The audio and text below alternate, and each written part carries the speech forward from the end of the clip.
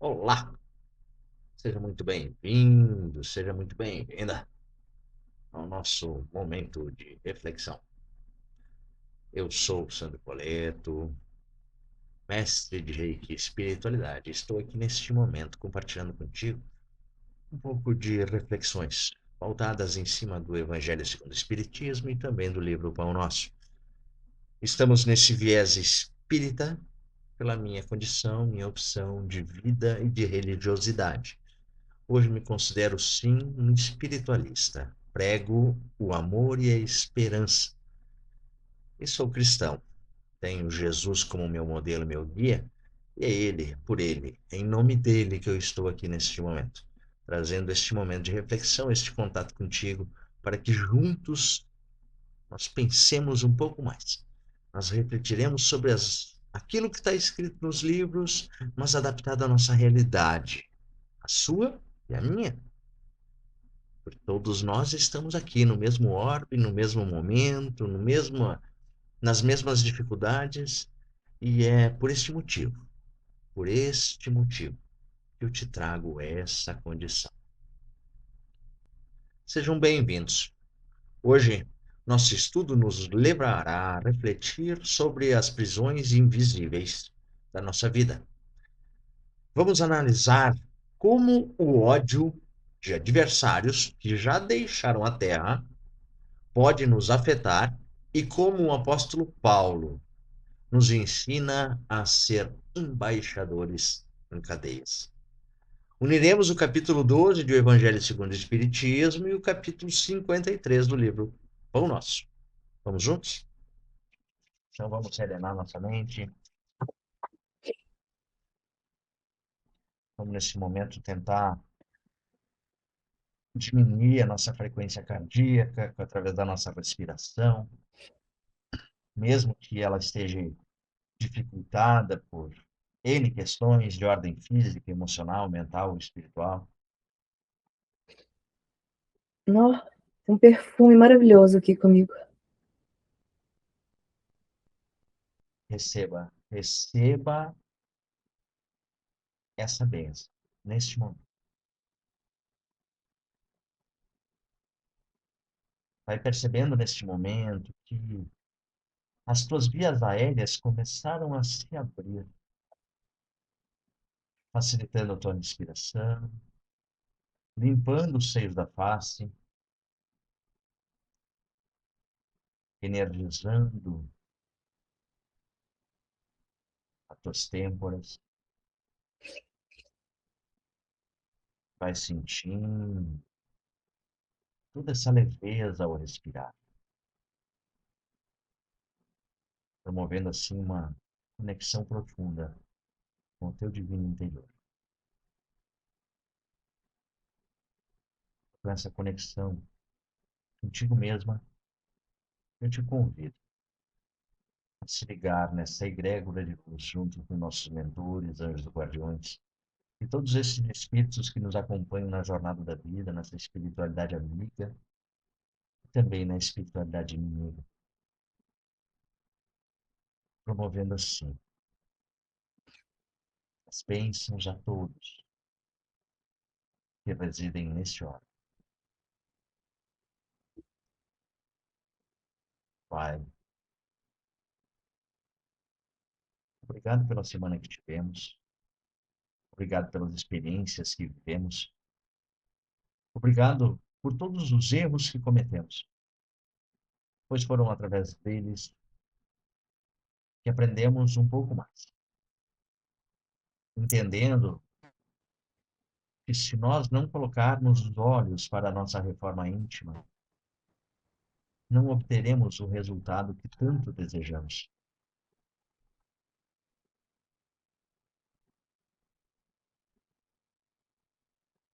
E, Pai, sabes o quanto somos pedintes.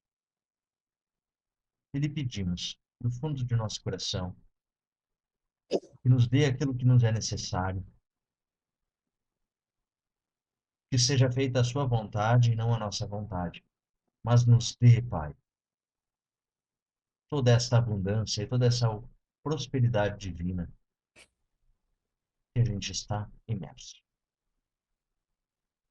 Que a sua luz bendita, Senhor, através dos caravaneiros do amor que se encontram em nossos lares neste momento, promovendo aqui essa limpeza profunda de todos os miasmas, formas de pensamentos e das energias deletérias que nós organizamos aqui através das nossas palavras e das nossas ações durante toda essa semana, sejam dissipadas, sejam neutralizadas, deixando esse ambiente preparado para a sua luz, Pai.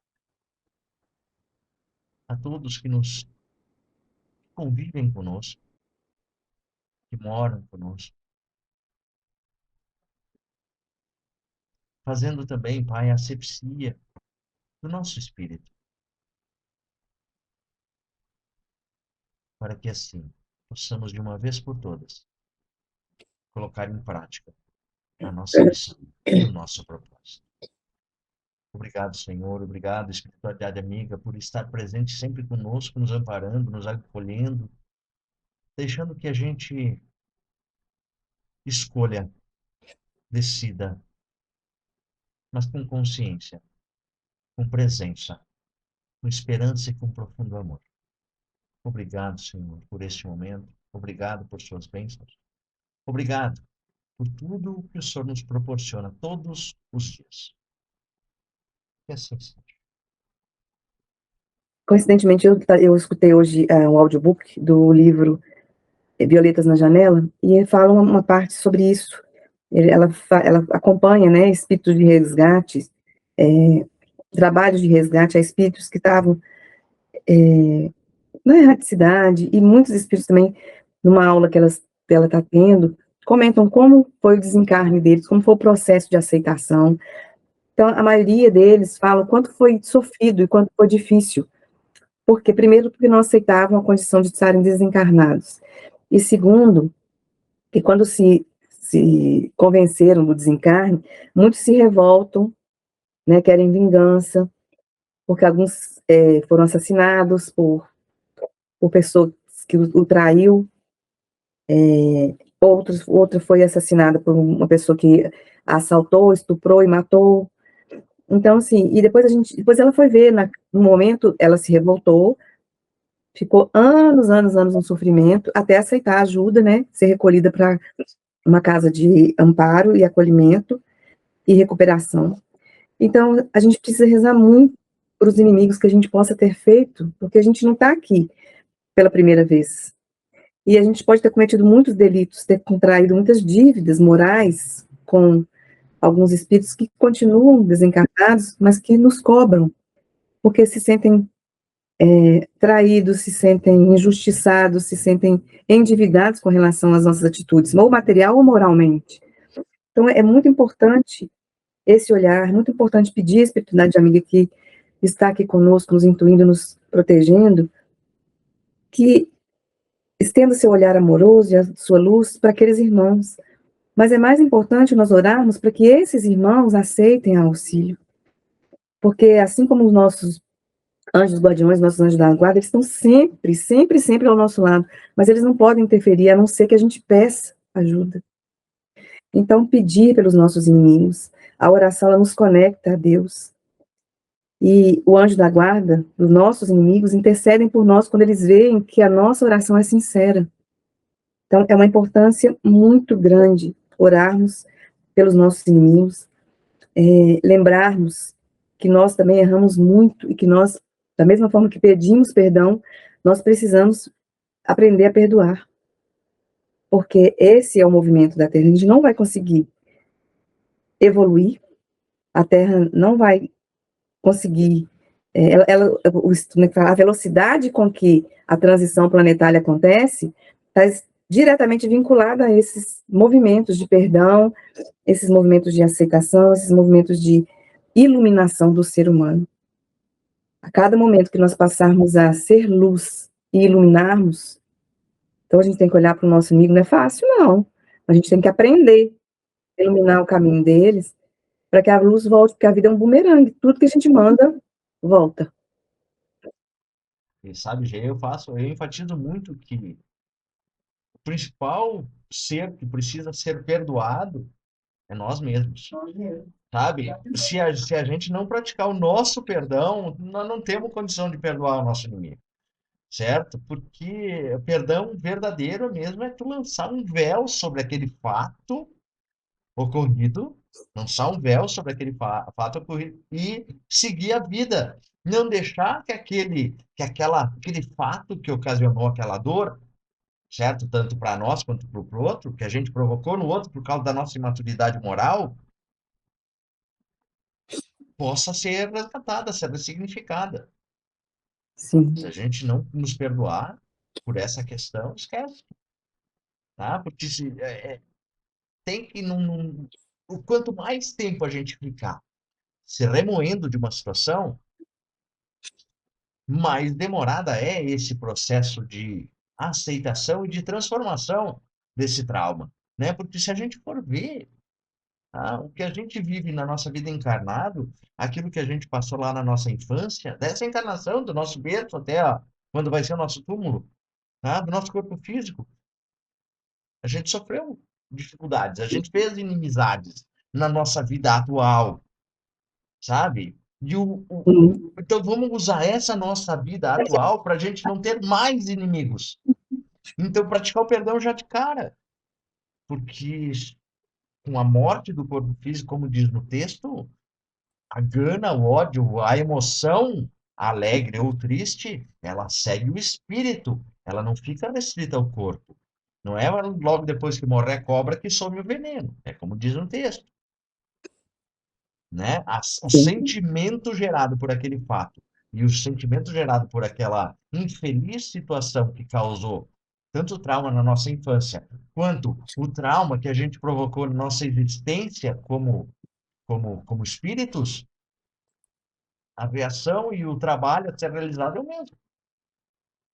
sim, Acolher, tratar, transformar, ressignificar, isso é seguir a vida,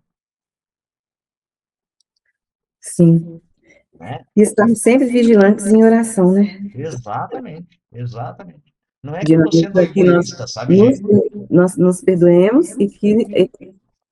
peraí, que nós nos perdoemos e que também sejamos merecedores do perdão, né? Que a gente cometeu falhas, às vezes a gente comete falhas até por amor, até por excesso de amor, Sim, com certeza, sabe? não é só Os por extremos, maldade. né? Não é só com maldade, é com isso, são os extremos. O extremo da alegria e o extremo da tristeza é o que dá o problema, né? São os extremos. E a gente é falho moralmente, a gente ainda estando encarnado, que a gente não lembra das coisas que a gente fez no passado, nas outras existências, então aí sim, aí, né? Aí o buraco fica mais feio ainda. Aí sim, graças a Deus que é assim.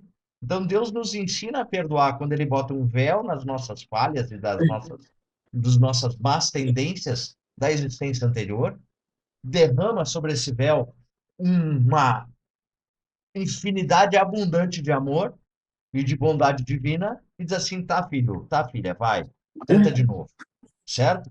Está nos ensinando a perdoar. Sim. Vamos orar mais, vamos se conectar mais com Orar e Deus. agradecer. Vamos agradecer em Vamos se primeiro lugar. conectar mais com Deus, gente. Olha, Gê, eu amo, eu amo as facetas cristãs, tá? Tanto a minha base, que foi católica, quanto a minha passagem pelo Espiritismo, e hoje, tendo o pezinho no Reiki. O Reiki não é religião, mas aqueles mantras do Reiki são, para mim, a verdade. Só por hoje. Já começa aí com o símbolo do Ahá. Só por Uhum. hoje. Sou calmo, confio, sou grato. Trabalho honestamente, mas eu trabalhar honestamente é dentro de mim e sou bondoso, sabe? A gente prega o perdão a todo instante, a todo instante, todo instante, todo instante. E não é fácil a gente perdoar Não, os inimigos, não viu? é fácil. Não, a gente carrega muita coisa. A gente carrega um fardo muito grande. A gente acaba se aprisionando nessas situações. sim, Aqui, Emmanuel tenta nos trazer que mesmo ele estando aprisionado pelos romanos, na, na, na, na- naquela situação em que ele se encontrava, mesmo assim ele se sentia livre em espírito para poder escrever as cartas, que era como ele se comunicava naquela ocasião, sobre todos os ensinamentos. Então, ele foi o grande apóstolo dos gentios, que, mesmo encarcerado, mesmo preso, limitado ao trânsito normal, tá? Ele, mesmo assim, ele exemplificou a liberdade que a gente está buscando, que é a Seara que tu trouxe, né, Gê? No outro texto, o tempo que a gente vai ficar nesse período de transição até atingir o universo, a Terra regenerada. Então, é esse período que a gente precisa realmente fazer esse trabalho, sabe? E não sentir isso como sendo um aprisionamento. Por exemplo, muitas vezes a gente passa por situações da nossa vida no nosso relacionamento. Eu sou divorciado, tu também é, tá? A gente se relaciona com alguém nunca pensando que esse relacionamento vai se exterminar, certo? Porque nós fomos criados a seguir a lei, né? A comodidade imposta, dizendo que tu casou, tu tem que morrer casado. Mas no decorrer da nossa vida, a gente tem convivências e a gente não larga a nossa mochila para entrar nesse novo relacionamento. A gente vai com as nossas mochilas para o nosso relacionamento. Mas a nossa tolerância, a nossa paciência tá lá na infância. E a gente não tem paciência. E quando a gente não tem paciência, a gente não consegue tolerar. E se tu não consegue tolerar, tu não cria empatia. Se tu não cria empatia, tu não tem compaixão. E aí vai a bola de neve e a gente acaba deteriorando este relacionamento afetivo. As marcas deste relacionamento, principalmente as marcas profundas de desafeto, criam marcas tão profundas que a gente passa a entender que na nossa vida tudo vai ser ruim. E entra no processo da escassez, entra nesse aprisionamento de ideias. E é aqui que entra o que Paulo nos traz nesse texto. De mesmo na nossa obrigação, nesse aprisionamento de ideias, a gente pode buscar a luz dentro de nós e na nossa rede de apoio para poder praticar o bem. Praticar o bem. Pelo menos é isso que eu entendo dessa coisa, sabe? Não olhar para as nossas obrigações diárias, para nossas correntes, que todos nós carregamos corrente, puxamos âncora para tudo quanto é lado, certo? Que a gente está aprisionado. E seguir puxando, não adianta. Tem que seguir puxando. Mas tem que seguir, não dá para ficar parado. sentia com muita propriedade para falar, quando ele fala que se sentia livre, né, para falar, é porque ele sabia que aquelas pessoas que estavam nas prisões, elas estavam, assim como outras pessoas, hoje nossa maior prisão, nossa maior algema é tempo, é foco, é atenção. Eles tentam sugar a nossa atenção o tempo todo. Então, assim, eles destaca a importância de nós realmente sermos livres para ser quem somos, sermos livres para escolher seguir os ensinamentos de Cristo e sermos livres para fazer escolhas, né? Porque hoje, infelizmente, a gente está escolhendo errado. A gente está escolhendo ser prisioneiro, prisioneiro de vícios, prisioneiro de rancor, de mágoa, de remorso, de iras que provocam guerras, que provocam feminicídios, que provocam tantas notícias assim absurdas que a gente. Eu quase não vejo jornal. Só vejo assim, às vezes na hora do almoço que eu passo lá no meu serviço, o pessoal tá vendo, e me dá preguiça, me dá tristeza, na verdade, nem é preguiça. Me dá tristeza, porque só vê coisa ruim. Eu falo, nossa, eu não perco meu tempo de ligar a televisão, fico estudando minhas coisas, fico. É Bendito, triste. É muito triste. nessas horas eu digo assim, ó, bendito YouTube, sabe? Porque a gente tem uma gama infinita de possibilidades De de opções, né? usar melhor o nosso tempo, ao invés de ficar É, botando foco na tragédia. Claro, a gente não pode ficar ali alienado a essa positividade, esses. Não. A gente sabe que tem guerra no Irã, que tem problema na Juiz de Fora, em Minas, teve lá coisa, tem política rolando, a gente sabe, mas a gente não bota o nosso tempo de Inteiro foco ali. nisso aí, entendeu? É, Mentalmente a gente não tá dando conta. não, não dá conta, não. O nosso cérebro não acompanha a nossa mente. O nosso cérebro físico não acompanha a nossa mente. Não adianta. Ainda não evoluímos fisicamente a este ponto. Tem uma grande diferença, né? Entre cérebro e mente. E o tempo que a gente perde não é do nosso cérebro, da nossa mente. Que é onde a gente trabalha o foco, né? Se eu tiver focado na tragédia, se eu tiver focado na dualidade da politicagem, pronto. Só vai atrair coisa.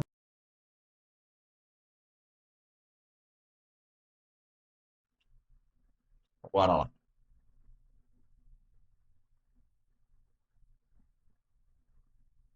Então, Pai, neste momento, venho até vós agradecer por este encontro, por este momento de reflexão, por este momento de oração, de conexão contigo, onde podemos trocar ideias e discutir sobre as melhores práticas para nós mesmos colocarmos isso realmente em prática. Primeiramente em nós e depois a tudo à nossa volta.